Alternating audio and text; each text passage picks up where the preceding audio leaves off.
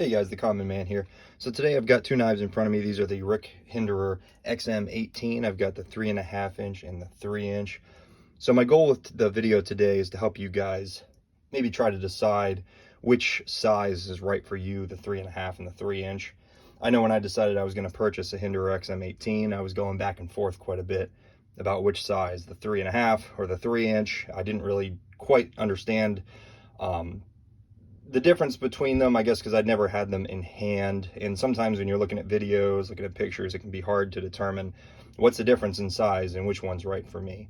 I know, like I said, I went back and forth quite a bit. So I'm hoping that with this video, I can kind of help you guys make that determination. We'll compare it up against a couple of different knives. We'll take a little measurement overall.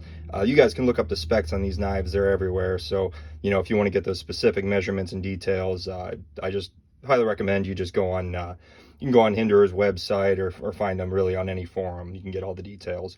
But right now we're kind of going over kind of more subjective details and just little things here and there that I've discovered about these knives in my time of ownership. So like I said, Hinderer XM-18 3.5 inch. This is going to be the spear point blade with the working finish. Two things I'm going to point out right now, which I'm sure you guys have already seen. I got some weird coloration going on the blade here. So what that is, I used some Tough Glide lube to kind of protect this blade. And when I did that, I noticed that I was getting some kind of weird colorations going on here. I'm not 100% sure what that is. I don't know if that's the oils for my fingers kind of mixing with the oil.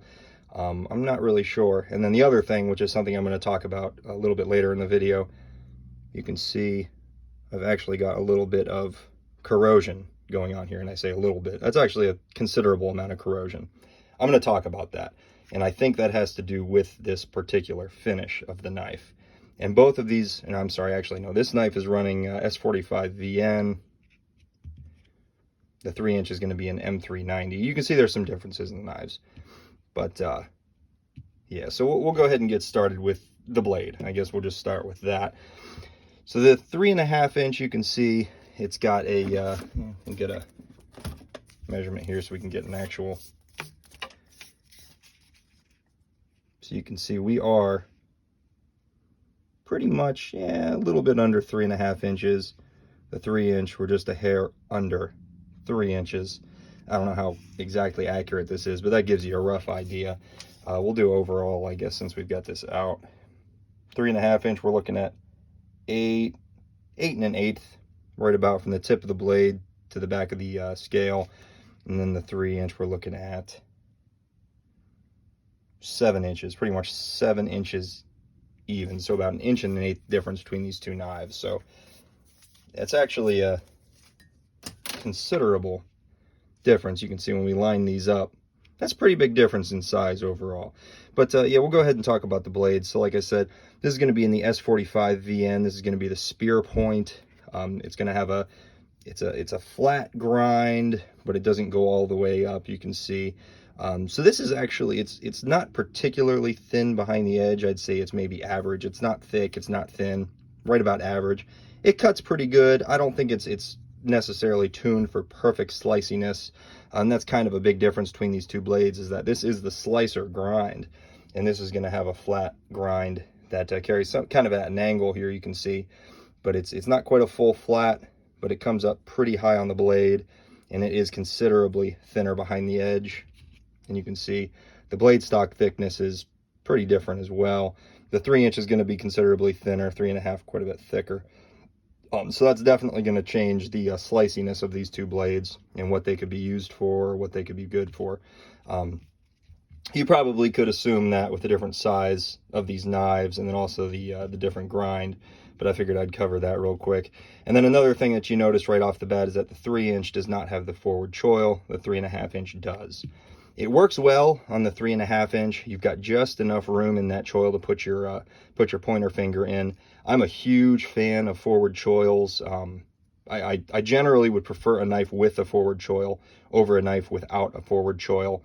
And that goes for my XM-18s.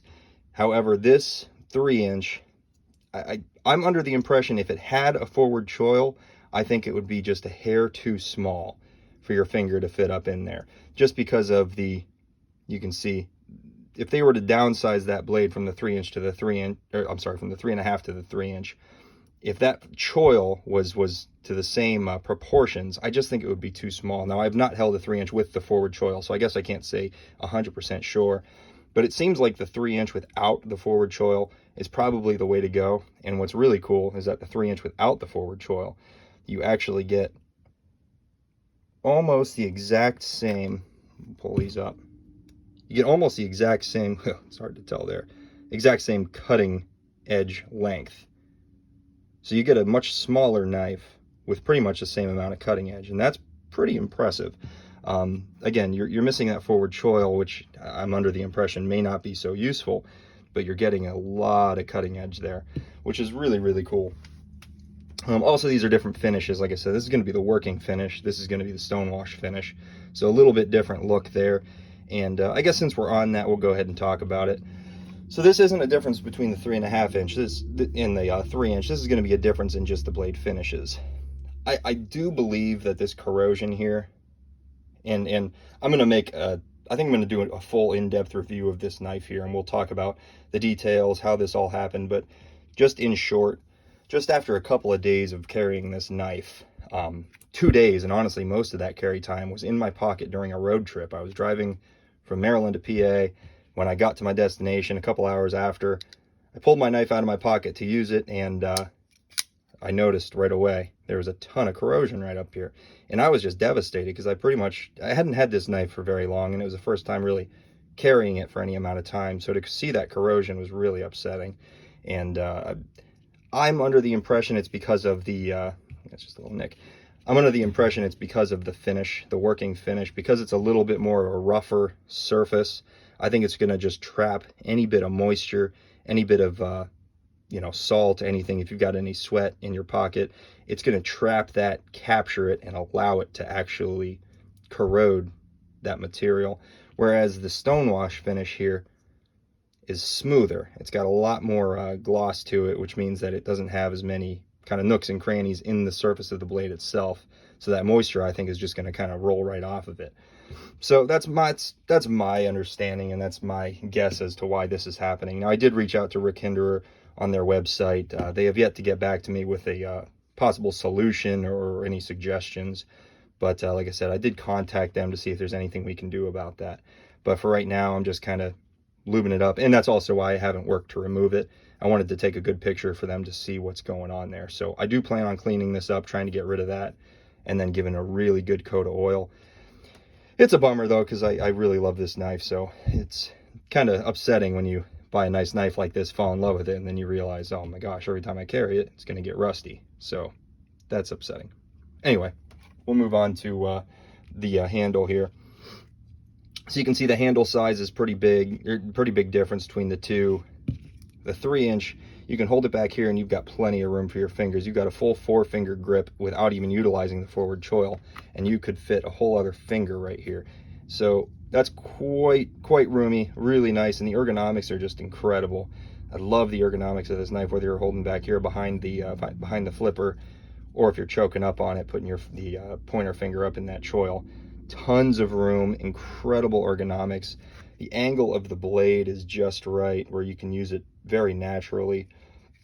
The handle kind of fills out the hand here. It's just super good, really ergonomic. And then the 3-inch, I was actually incredibly surprised because it does also just kind of melt into your hand. Now, you don't have that full hand filling kind of experience with it, but you're forced to put all fingers back here, but you do have enough room. I will say though, with the flipper tab kind of capturing your finger, knowing that there's not a whole lot of room here, you feel kind of cramped. And I don't have overly large hands. I'd say I'm probably average. I got kind of long fingers, but overall my hands are fairly average, maybe on the slightly bigger side, but it feels a little bit cramped in comparison to the 3.5 inch. But like I said, it does kind of just melt into your hand, so it's definitely comfortable, if that makes any sense. And then you got plenty of room up here for your thumb. The jimping's super nice. It would be nice to have a forward choil that was big enough, but like I said, this size of knife, this may be the way to go for this. The grip is pretty much the same. You've got pretty much all the same traction. You're not going to have any difference there. This is bigger, so it's probably going to be less likely to come out of your hand.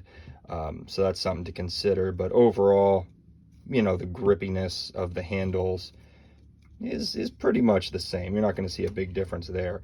As far as the lock side goes, you can see it's pretty much all the same stuff here, guys. That pocket clip looks like it's, I believe those are the same. Yeah, those are the same size pocket clips, and you can see they might be put at a slightly different angle. Possibly they land a little bit different on the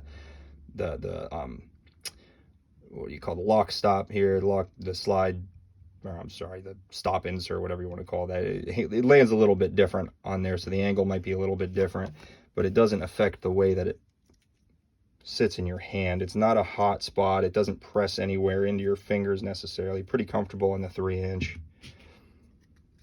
And then the 3.5 inch, about the same. And it falls just right in here. Doesn't seem to be an issue. Doesn't affect the comfort or anything like that. So no problem there. We'll go ahead and we'll talk about the action now. The 3.5 inch, I'm just going to say right away, the 3.5 inch was better. Out of the box, this was a better action. It came smoother. Now, this might just be because of these particular knives, but it came smoother and it came almost drop shutty. The 3-inch, you really have to shake it, and it came somewhat gritty. Now, I think what's affecting the drop shuttiness and maybe even the smoothness is going to be the weight of that blade.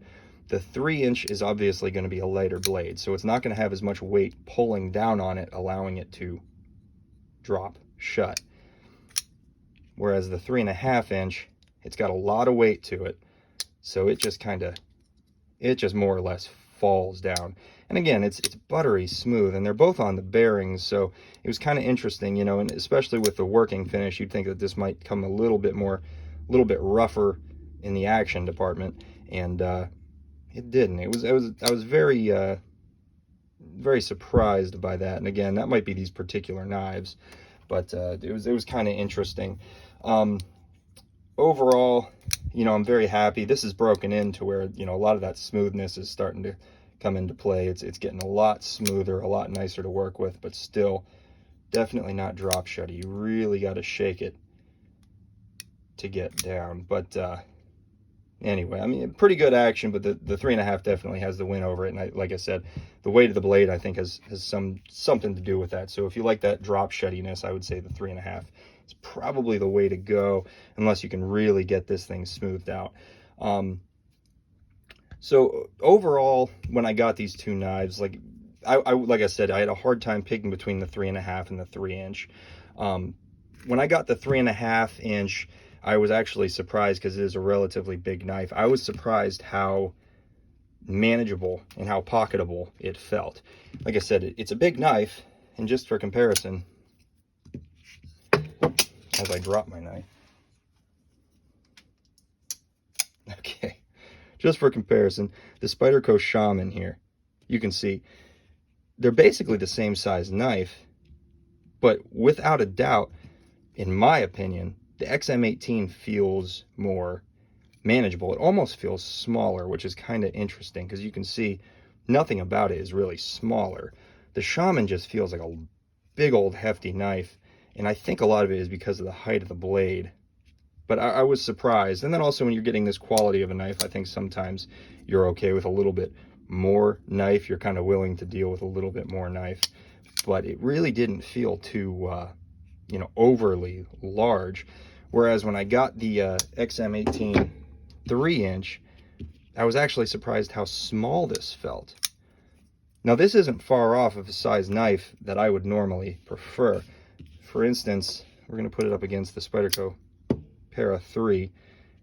And these are very similarly sized knives, and I would never consider the Para 3 to be too small. It's on the smaller side, but certainly not too small.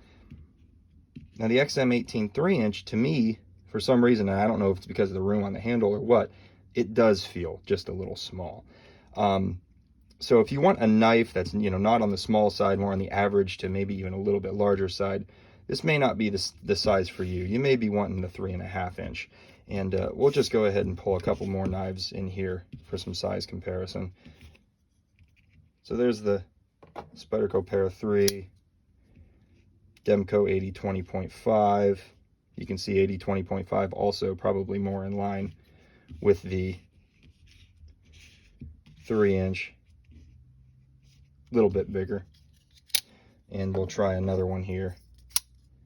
This is going to be the Civivi Elementum, also more in line with the 3-inch.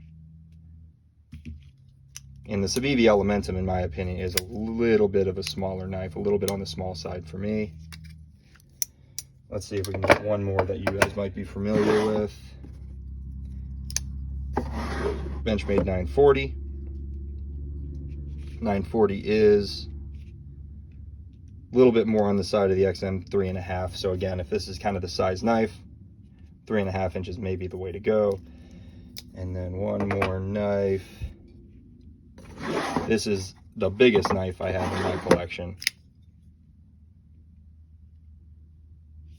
There we go. So you can see that is that's an awesome knife. I absolutely love this knife. The Spartan Harsey folder. Big knife. Definitely bigger than the 3.5 inch. So this gives you an idea of the size. So if this is too big, you can see this is a little bit smaller. This is even smaller than that. All right. So overall, you know, like I said, I'm just trying to give you guys an idea of which one, you know, size-wise might be right for you. Like I said, the 3-inch is a little bit on the small side for me. 3.5 inch is a little bit on the large side.